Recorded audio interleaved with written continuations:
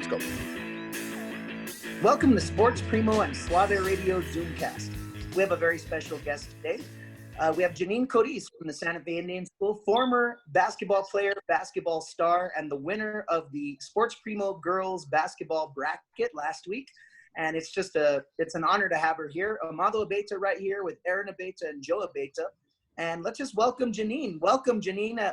It's really great to have you. It's an honor to have such a great player to talk to today. How are you? I'm good. Thank you guys for having me. I hope this is fun. It will be.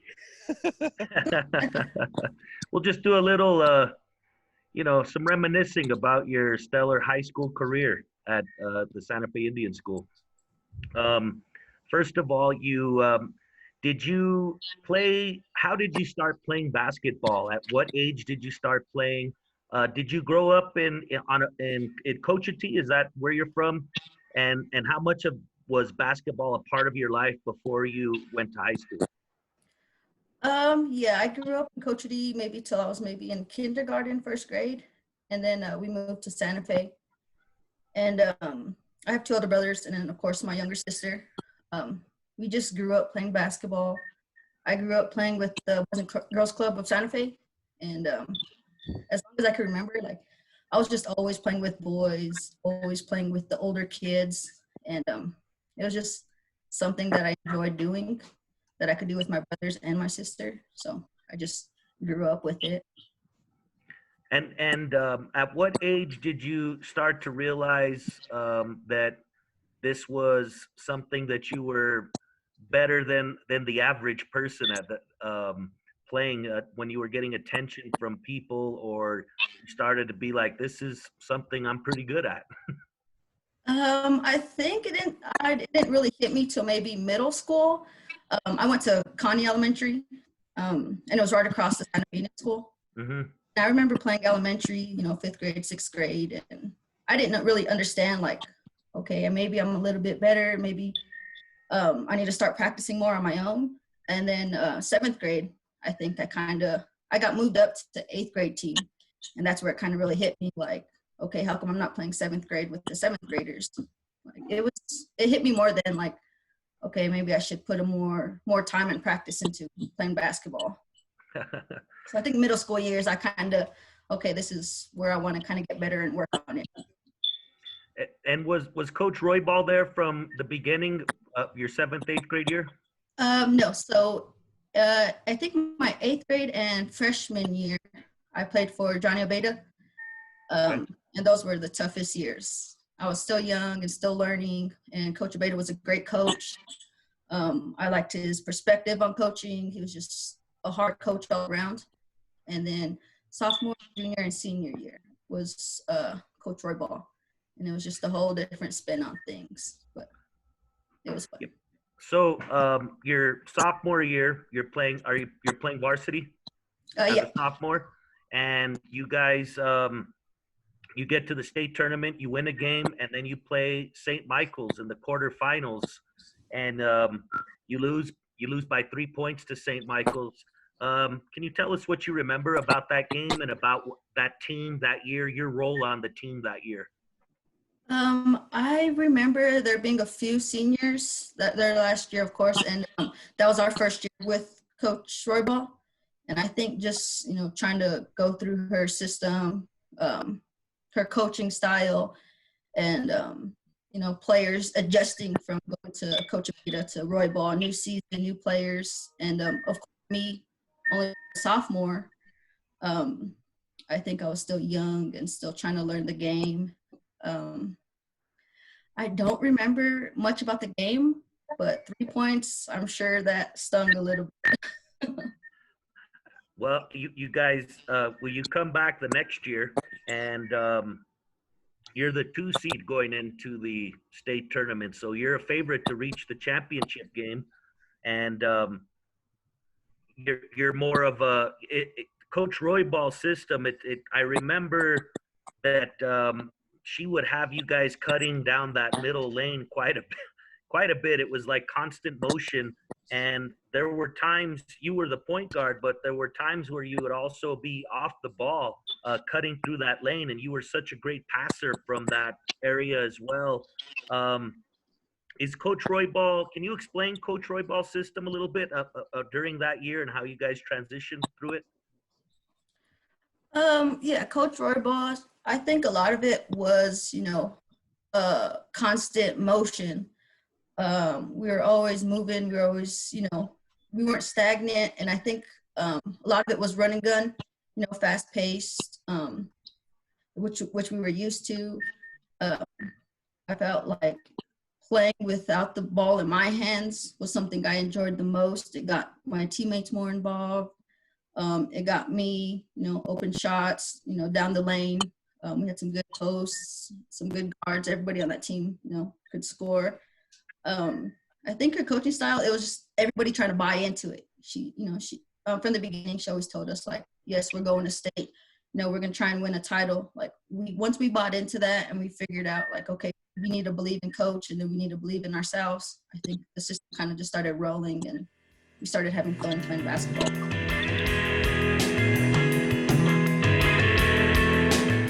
Hi folks, Morley Fletcher here from Santa Fe Kia. As a COVID-19 update, our service and parts department are open Monday through Friday from 8 to 5 and Saturday from 8 to noon for all your service and repair needs, not only on Kias, but all makes and models. We are also offering complimentary pickup and delivery of vehicles needing service within a 40-mile radius. Santa Fe Kia's virtual showroom is open at santafekia.com for online research, availability, online purchases, and delivery of new or pre-owned vehicles. Agents are standing by via email, text, or phone to help you virtually. Santa Fe Kia, where we treat you different. What's Kasasa? It's a catchy word for earning cash that just might make you want to dance. Get paid for doing simple things you do anyway. That's free Kasasa checking. Get Kasasa at State Employees Credit Union.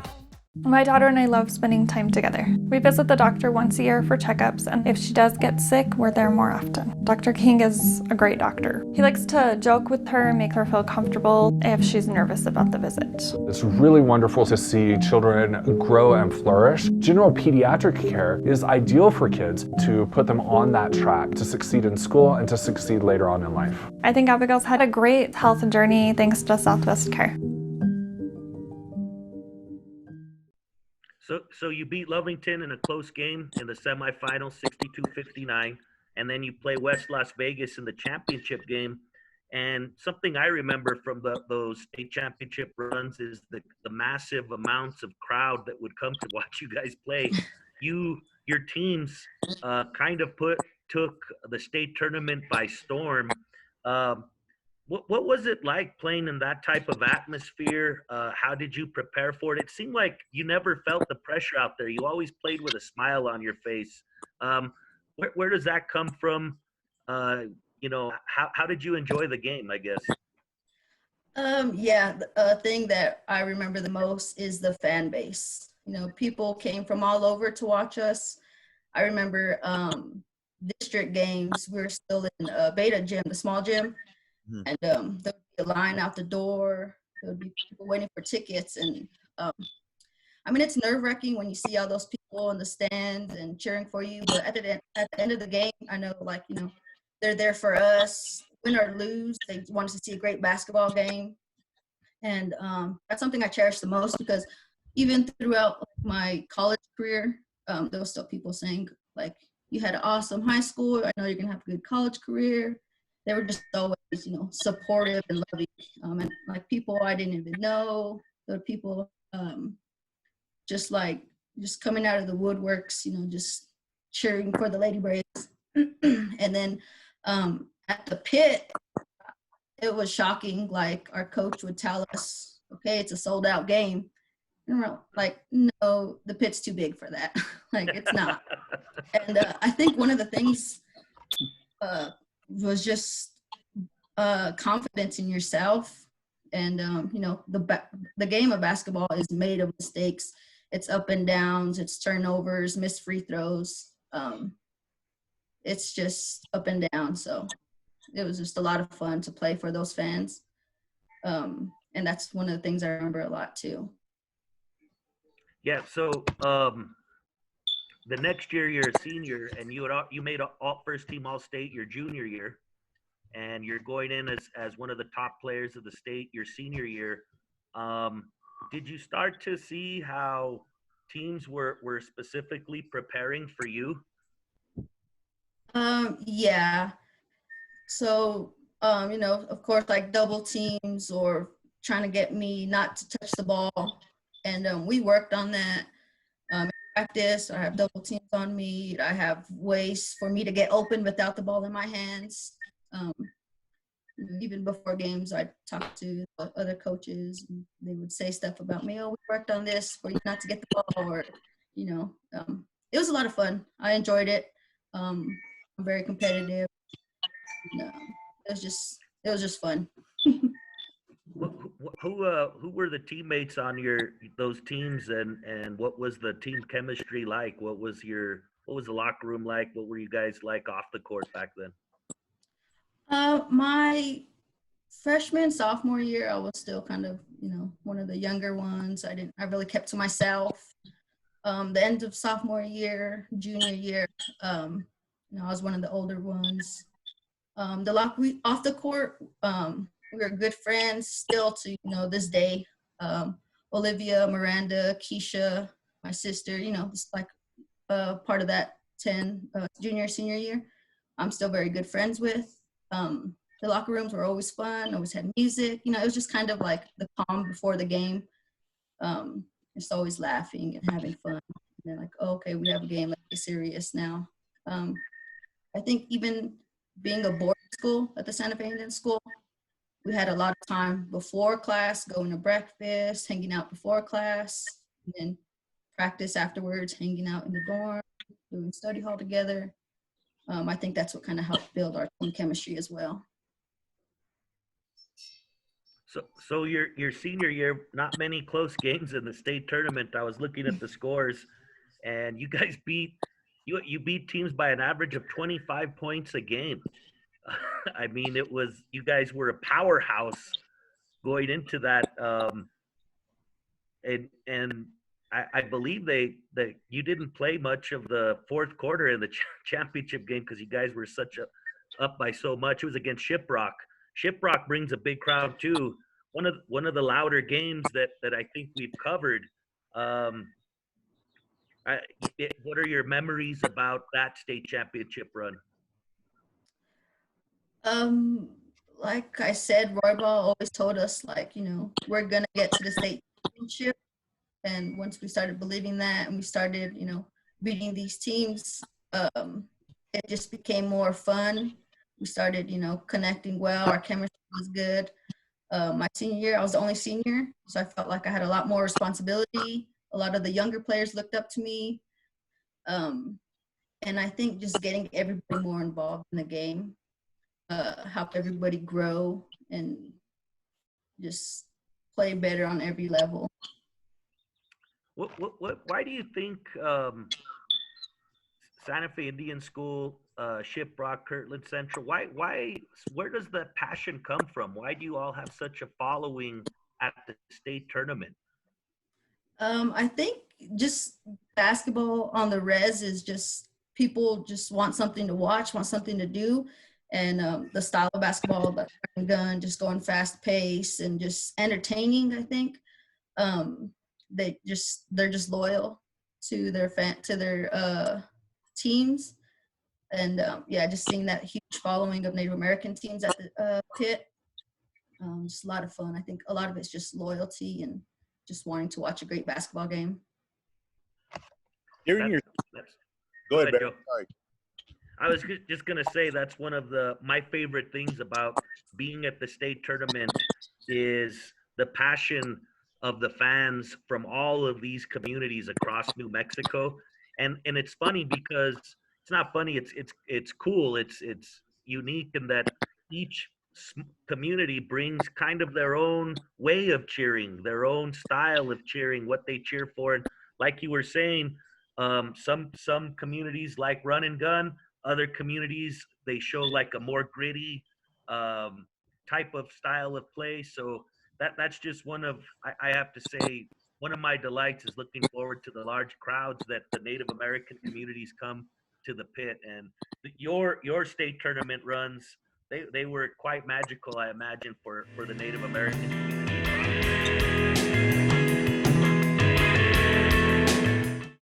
My experience over here at Santa Fe Community College has been wonderful. The class sizes are much smaller than a big university. My classmates were great. The teachers were really supportive. When you need help with something, they're there to help you. I had heard in the community about SFCC, and it's just been incredible how affordable it is. People care about why they're here, and it kind of shines through in every aspect of the culture. We are located at 100 Catron Street, about a block and a half down from our old location. I have a great team. We strive to make sure that people's needs are taken care of, that they're catered to. The success that we have is because of the customer service that we provide for them. We've been recognized as an award-winning office for our customer service that we provide to the public. We have implemented a lot of technology to help our constituents and their everyday needs and help simplify what we do so that the public understands what we provide for them.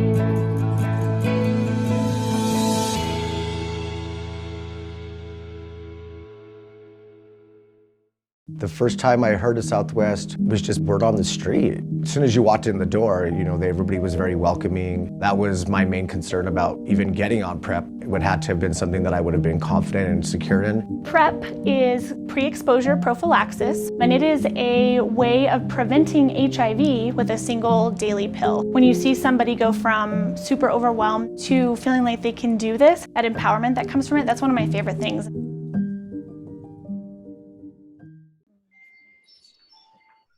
Go ahead, Joe. I wanted to ask, like during your senior year, you guys were a powerhouse. What kept your focus? There's always that. The Patriots went almost 17-0, but they lost in the Super Bowl. What was the focus that you guys had during that season to make sure you kept your eye on the prize? You weren't going to let anybody, blindside you with beating you guys.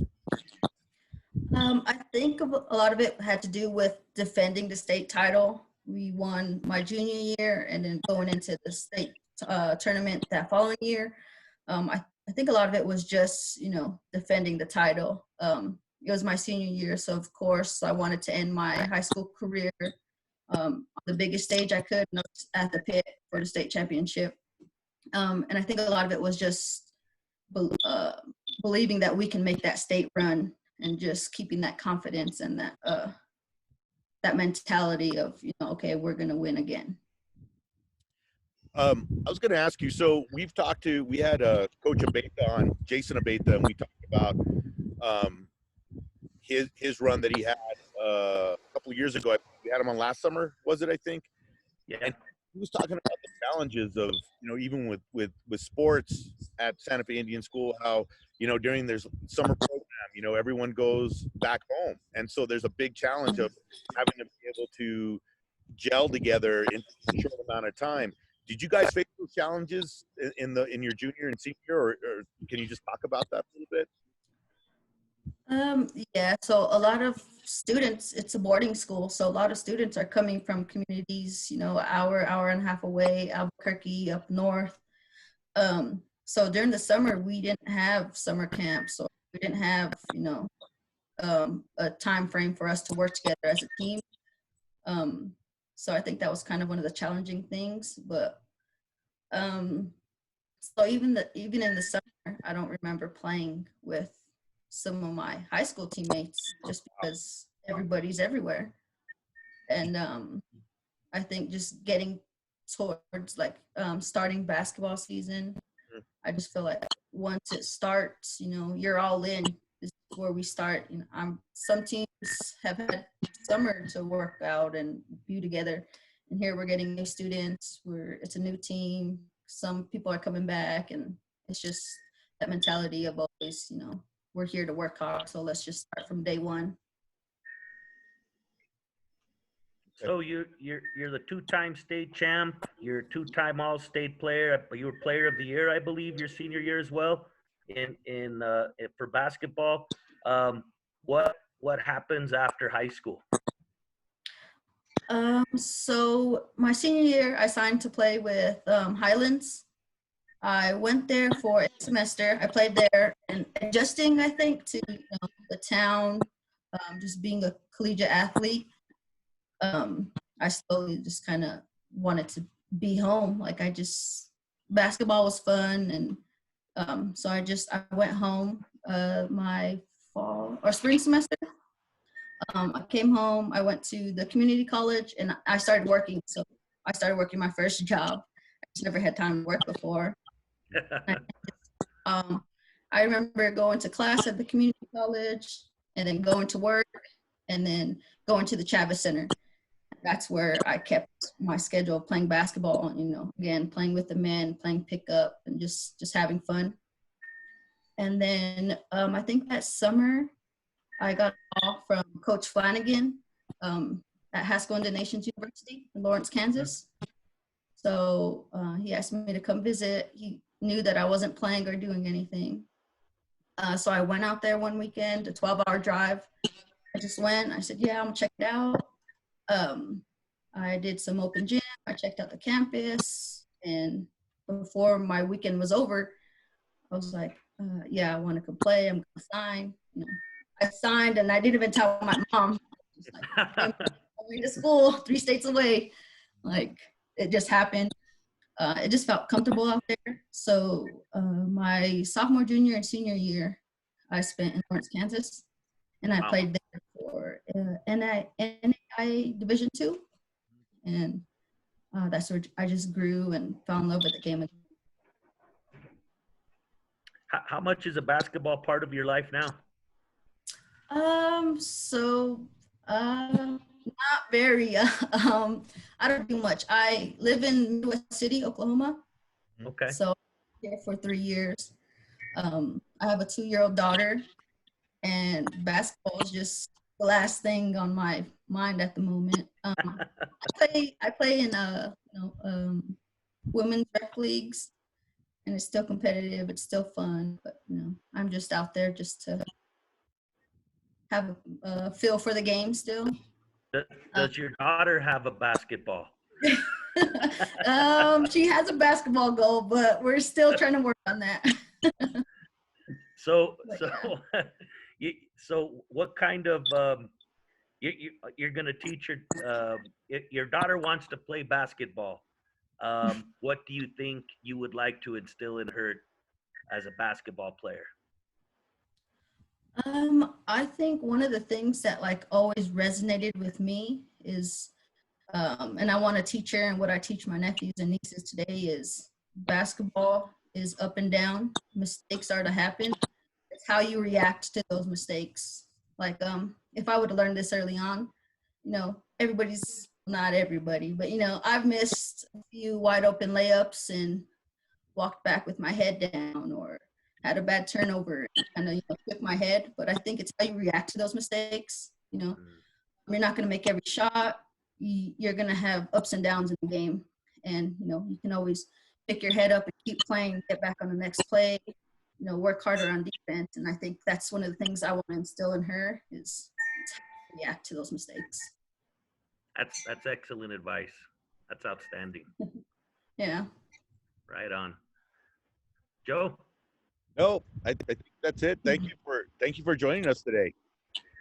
Yeah, thank you guys for having me. It was fun listening to that broadcast. A lot of the players I've played against, pick up at the Chavez Center. At the end of that bracket, it was me and Kayla. And I work with her mom during the summer, so that's going to be a fun conversation. Right on. Well, thank you for joining us. Yeah, thank you guys for having me. Thank you so much.